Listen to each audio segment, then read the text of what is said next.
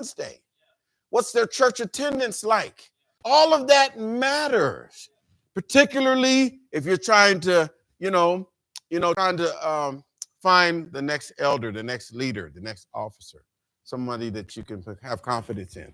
And so this is an outpost from the original church, and Brother Branham talks about this. He says, when I went to Bombay, I count that my greatest meeting because of the effects it had on the people. And in Africa, they say 30,000 came to Christ at one time. Then there was 150 or 200,000 came to Christ at one time out of the 500,000 there. See, what could I do? There wasn't a thing. Perhaps maybe say there was 100,000 of them. There was no church, nothing could do. There was nobody to give to them. The message that I believe, there wasn't even a Pentecostal denomination would cooperate with me. And all those souls probably drifted right back into the Sikhs, Jains, Buddhism, whatever more they come from. No place to put them. Now that's a shame. That's a disgrace, see, because I had no cooperation because of the stand that I take.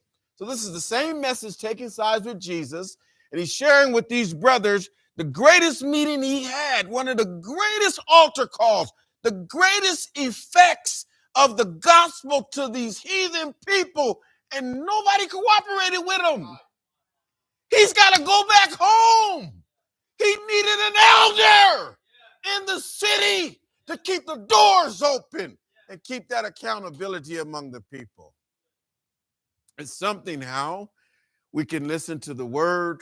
We know it's out there, but when the local pastor preaches on it, it raises an accountability. It raises an accountability. And that's what the local elder does. That's what the purpose of it. So that little church is sovereign in itself. Let's go a little bit further here. And the prophet says this here.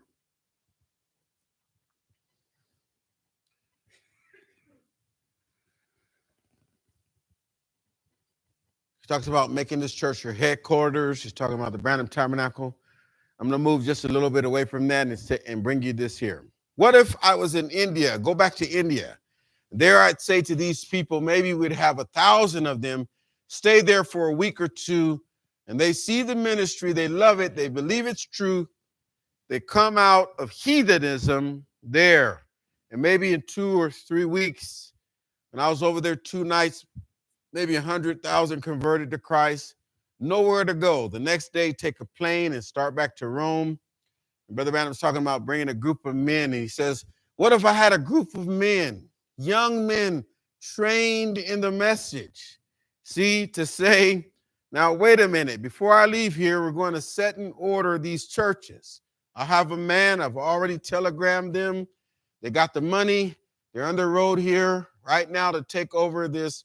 A good man, there's 2 or 3 young men with him. So, Brother Branham continues on, talks about this outpost, and he says this here. Now, each local church has 9 spiritual gifts in that local church. And so that's not just the pastor or the ministry.